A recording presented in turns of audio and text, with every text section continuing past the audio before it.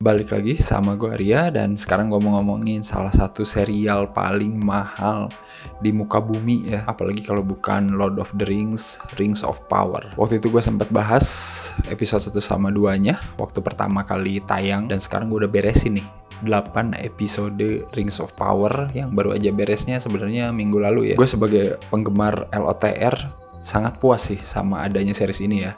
Gue nggak baca bukunya anyway, tapi gue nonton filmnya kayak 100 kali gitu ya, diulang-ulang. Nggak tahu, tiap tahun kayaknya harus nonton itu gitu, dari dulu sekolah sampai sekarang. Entah kenapa gitu, rasa-rasa epic yang dulu gue nonton filmnya itu ya gue masih dapat gitu di sini ya. Walaupun memang masih belum terlalu sedramatis LOTR ya. Gue nonton LOTR itu gue selalu nangis di adegan-adegan tertentu pas Raja Theoden mau membantu Minas Tirith. Waduh gila, pidatonya itu selalu bikin gue kayak mewek terus-terusan. Entah kenapa, padahal gue udah tahu adegan itu kayak ratusan kali cuy. Jiwa gue tuh kayak berada di medan perang. Nah itu tuh belum sampai tahap itu sih ya Rings of Power ini. Cuman maksudnya gue masih ngerasain gitu momen epicnya ada gitu. Dan karena ini prequel, ceritanya kan kayak 1000 tahun sebelum masa di film LOTR ya, gue tetap sih ngerasain benang merahnya nanti di akhir-akhir episode gitu ya. Dan bener-bener kerasa banget gitu pas tahu, oh jadi ini awal mulanya, oh jadi gini cincinnya gitu. Jadi ada rasa-rasa ohnya itu dapet gitu di sini. Jadi gue bisa lebih tahu gitu, ternyata masih banyak yang bisa dieksplor gitu ya di cerita-cerita sebelum event LOTR terjadi. Secara garis besar nih ya, kalau gue rangkum, ini tuh ada 3 plot yang jalan berbarengan. Plot pertama itu Galadriel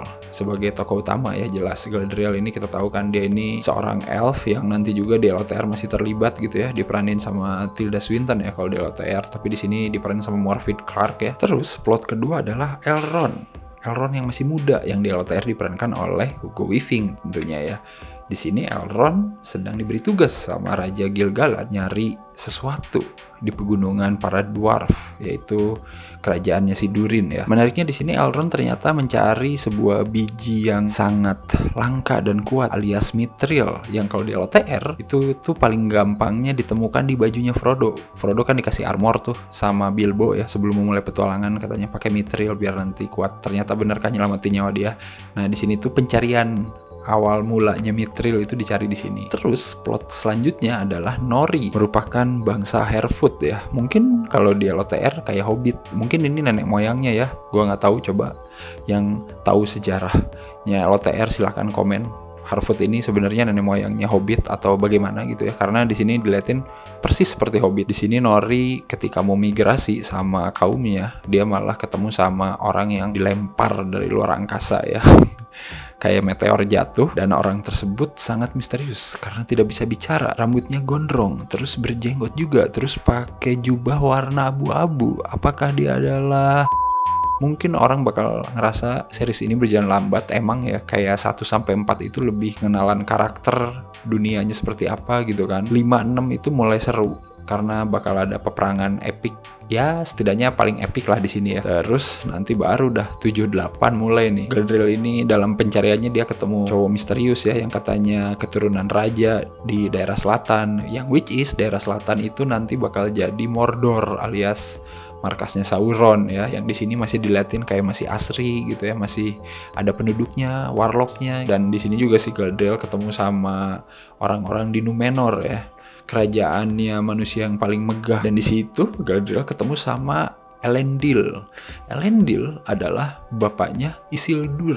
Isildur, as you know, dia adalah raja yang berhasil mengalahkan Sauron di film LOTR, terutama di openingnya. Gua nggak tahu ini bakal dibikin sampai berapa season, tapi gue pengen tahu ini apakah nanti ini endingnya akan ada di peperangan yang ada di opening LOTR gitu. Itu kayaknya seru banget ya, peperangan ketika mereka lawan Sauron gitu, ketika Isildur udah jadi raja. Momen yang sangat santuinya juga diwakili sama plotnya Elrond dan juga Nori. Tapi Nori mungkin lebih misterius ya. Gue plotnya Elrond gue suka karena di sini dia lebih banyak berinteraksi sama Durin ya. Gue ngelihat Elrond di sini tuh kayak nggak ngelihat Elrond di LOTR gitu. Di LOTR itu gitu, apa karena Hugo Weaving ya, garang gitu ya. Nggak garang sih, maksudnya kayak mukanya tuh keras gitu. Kalau di sini tuh Elrondnya tuh murah senyum gitu. Jadi kayak seru ngeliat Elrond di sini. Dan mungkin yang paling mirroring sama LOTR tentunya adalah plotnya Nori ya, karena Nori di sini ya mirip petualangannya si Frodo sih gitu. Dan Nori pun punya sahabat juga cewek gitu kan yang mirip sama si Sam. Tapi di sini menariknya dia juga ketemu orang misterius yang sebenarnya Rings of Power ini nggak mau ngomong kalau itu adalah Gandalf ya. Tapi kalau yang suka LOTR banget pasti udah tahu lah, itu kayaknya Gandalf sih. Kalau nggak salah nih ya, ketika Sauron itu muncul, dewa-dewa itu mengirim 3 penyihir kalau nggak salah ya, yaitu Gandalf yang pasti kita udah tahu semua, terus si Radagast gue lupa, yang kalau di film The Hobbit dia itu ngomong sama hewan, sama terakhir Saruman yang jadi antek-antek Sauron nanti gitu kan di LOTR. Nah ternyata di sini diliatin di series ini pertama kali Gandalf ada, dan itu menarik sih karena gue juga pernah baca di LOTR kalau nggak salah Gandalf itu umurnya ribuan tahun ya, 2000 tahun lah kalau nggak salah. Jadi masuk akal sih masukin Gandalf di series ini gitu ya. Jadi ini awal mulanya Gandalf juga selain awal mulanya Sauron. Dan tentunya terakhir adalah plotnya Sauron yang gue akuin wow, keren. Maksudnya itu smooth banget sih. Mungkin gue udah menduga sih bakal ke situ, tapi series ini berhasil membolak-balikan perasaan ya, apakah benar dia Sauron atau tidak. Tapi akhirnya dikasih tahu gitu, dan ya oke juga sih pendekatannya, menarik gitu. Gimana caranya Sauron itu ternyata di sini digambarkan emang bener-bener master of deceiving gitu ya. Dia berhasil mengelabui, memperdaya gitu sampai elf pun tidak sadar, dan Galadriel yang paling berapi-api pengen nangkap Sauron juga tidak sadar. Anjir, itu bagus banget sih gambar-gambarnya sih, yang bener-bener wah gila sih, parah. Ini series kayak gini kualitasnya cuy, udah lebih dari film. Kalau nggak salah Amazon itu ngabisin sekitar $1 miliar ya buat produksi Lord of the Rings ini. Gue nggak tahu itu season 1 doang atau sama season selanjutnya, tapi kayaknya kalau season 1 doang gila sih, kelihatan banget parah, bagus banget, kacau anjir bagusnya. Numenor bagus banget. Terus pas episode 5 atau 6 ya, episode 5 dan 6, prajurit-prajurit Numenor datang ke negeri selatan gitu ya, nyelamatin para warga di sana gitu dari serangan orc. Wah, itu perangnya udah lumayan lah, udah kelihatan gitu bibit-bibit perang epic itu bakal ada. Jadi kata gue nggak akan rugi banget sih asli langganan Prime cuman buat nonton ini doang gitu. Bener-bener worth it parah. Dan momen-momen kerennya banyak, momen-momen mengerikannya banyak, sampai momen-momen revelationnya ada gitu ya. Momen-momen kayak si pria gondrong tak bernama ini, atau kita sebut saja bakal calon Gandalf, ketemu sama 3 pelayannya Sauron, itu juga oke banget sih, gila. Mereka kayak adu ilmu gitu di sana. Tapi momen yang paling epic mungkin Arondir ya. Arondir ini kan kayak Legolas kali ya kalau di LOTR, karena emang di set seperti itu pas malam-malam itu ya, mempertahankan benteng. Cuman dia seorang gitu, itu bener-bener elf banget cuy. Dan momen-momen terakhir lah tentunya ya, kejadian yang nge-lead kenapa Ring of Power ini dibuat dan hampir kena tipu dayanya Sauron itu, wah itu gue nggak bisa ceritain, tapi intinya kalau lu udah nonton pasti udah tahu kan Sauronnya siapa, betapa hebatnya dia bisa memanipulasi elf gitu ya, sampai bikin cincin. Itu the best, asli the best. Dan kalau mau gue kasih skor, kayaknya 8 dari 10. Asli gue bener-bener suka sih, gue bener-bener menikmati. Mungkin emang belum tahapan masterpiece, belum tahapan epic, surepik gitu ya kayak LOTR, tapi gue tetap menikmati tiap episodenya. Dan durasi sejam 10 menit kata gue udah pas banget sih, nggak kerasa asli. Salut sama J.D. Payne sama Patrick McKay ya sebagai kreator Rings of Power ini, yang awalnya mereka benar-benar dianggap remeh karena mereka ini bukan siapa-siapa gitu ya. Hasilnya